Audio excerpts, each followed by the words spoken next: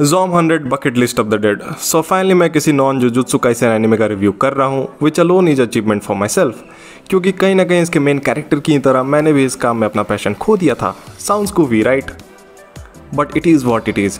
पिछले 6 महीने से मुझे ये काम करना भी है या नहीं, इसी चीज़ को लेकर मेरा दिमाग घूम रहा था, और इसी घूमी के चक्कर में मेरा एनिमे कंजप्शन बिल्कुल ज़ीरो पे आ गया था, specially with some new shit.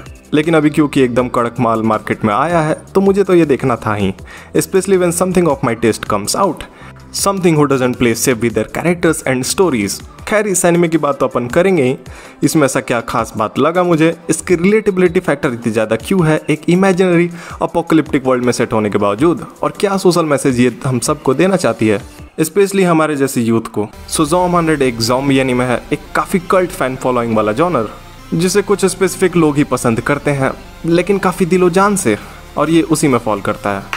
Personally मुझे भी ये थीम काफ़ी इंट्रीगिंग तो लगती है, लेकिन ऑलमोस्ट सारी ही स्टोरीज कहीं ना कहीं सेम टेम्पलेट को फॉलो करती है।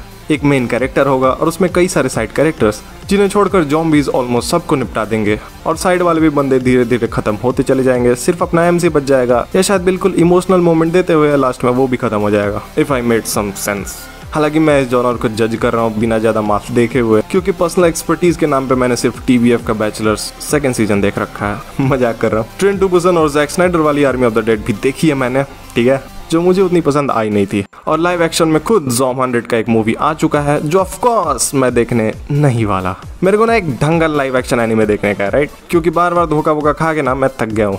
आई hope one piece live action series will do some justice with that, but उससे पहले मेरे को इस बार रिस्क लेने का ही नहीं है, बिल्कुल रिस्क नहीं लेने का है, पता है। So this story is crafted by हारो आसो एंड इलुस्ट्रेटेड बाई कोतारो तकाता, और मांगा पैनल्स मैंने देखे हैं, वाकई में कमाल है ये मांगा। एक काफ़ी अलग आर्ट स्टाइल को रखते हुए बहुत ही वाइड वैरायटी के फेशियल एक्सप्रेशन रखे हैं उन्होंने, जो कि इस मांगा के कॉमेडिक और एग्जैजरेशन वाले मोमेंट्स पे काफ़ी अच्छे से सूट करता है। एक्शन सीक्वेंस वाले पैनल्स भी काफ़ी डायनेमिक है, जिसे एनिमे भी पूरी तरह जस्टिस देती है। Bug films literally made modern Akira style based master class. इसके सीक्वेंस को देखते हुए काफ़ी बार मुझे कल्ट क्लासिक आकिरा फिल्म की याद आई, और जो थीम बस दूसरे एनिमेज के ओपनिंग और एंडिंग का पार्ट बनकर रह गया था, उसे इस एनिमे ने अडॉप्ट किया विथ मच बिगर आर्म्स। बात करें स्टोरी की, तो हमारा मेन कैरेक्टर अपने ड्रीम को फॉलो करते हुए एक गेमिंग कंपनी को ज्वाइन कर लेता है, जो अपने एम्प्लॉयज़ को ओवर एक्सप्लॉइट करती है। 3 साल तक ये बंदा उसी में फंसा रह जाता है और एक्चुअल ज़िंदगी से पूरी तरह कट हो जाता है। पहला एपिसोड काफ़ी ज़्यादा डरावना है हम सब के लिए, जो आगे चलकर शायद कॉर्पोरेट स्लेव बनने वाले हैं। जो भी अकीरा फील करता है, जिन भी रियलिटी से वो गुजरता है, वो सब किसी भी हॉरर मूवी से ज़्यादा डरावना था, क्योंकि कहीं ना कहीं वो सच है और हमें दोबारा अपने डिसीजन पे क्वेश्चन करने को मजबूर करता है। हम सब एनीमे अपनी इन्हीं रियलिटीज़ को नज़रअंदाज करने के लिए देखते हैं, इन सारी मुसीबतों से कुछ समय के लिए छुटकारा पाने के लिए देखते हैं। एनिमेज भी अक्सर एक अपने ही फैंटेसी वर्ल्ड में स्थित होती हैं, जहाँ कंडीशंस अलग हैं, और ज़्यादातर केस में एनिमे देखना एक एडवेंचरस होता है। ऐसे में एक ऐसा शो वही धागे आपके सामने खोल कर रख दे, जो शायद सहन कर पाना काफ़ी मुश्किल होगा। लेकिन जल्दी कहानी में आता है एक ट्विस्ट, जब अचानक पूरी दुनिया के लोग ज़ॉम्बीज़ में कन्वर्ट होने लग जाते हैं एक ही दिन में, जो अगेन उनके काटने पे फैलता जाता है, और हमारे मेन कैरेक्टर को मिल जाता है मौका अपने ऊपर लगे फांसी के फंदे को हटाने का, मौका मैट्रिक्स से निकलने का, मौका खुद को वापस एक्सप्लोर करने का, 100 ऐसे शौक पूरा करने का जो वो शायद पहले कभी नहीं कर पाता। जहाँ बचे हुए लोगों में से ज़्यादातर लोग मेंटली भी अफेक्ट हुए हैं, और दुनिया की कंडीशन भी अचानक वर्कफोर्स के गायब हो जाने पे उतनी अच्छी नहीं है।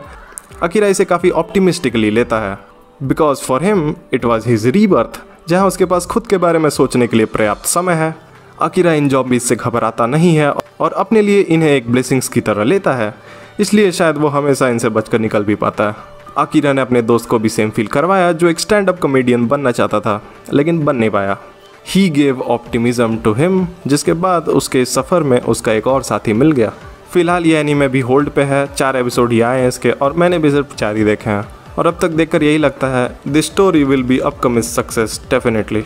इसके राइटर को अच्छे कैरेक्टर्स लिखने आते हैं, और इसके राइटर को काफ़ी कम समय में इमोशनल करना भी आता है, इसलिए शायद सीरीज में बस 1-2 सीन्स में आने वाले कैरेक्टर्स भी जब ज़ॉम्बी फाइट होते हैं तब भी हमें बुरा लगता है, और अगले ही सीन में हम हमेशा वापस सेम फील करने लग जाते हैं। This story is emotional roller coaster for sure. इसमें कॉमेडी, सस्पेंस, हॉरर और डेप्थ सारी चीज़ें हैं। जब भी अकीरा उन विशेष को पूरा करने निकलता है तब कई बार वो नए कैरेक्टर से मिलता है जिनकी अपनी एक बैक स्टोरी है, और उनके आपस में इंटरेक्शन से दोनों का ही कैरेक्टर डेवलपमेंट होता है। कैसे इंसान बुरे से बुरे कंडीशन में रह सकता है और अलग अलग मुसीबतों से सीखते हुए, कनेक्शंस बिल्ड करते हुए और सबसे बुरे हालातों में भी खुद के सपनों को फॉलो करते हुए जी सकता है, ये सीरीज़ हमें बखूबी बताती है। And it is really worth to give it a shot.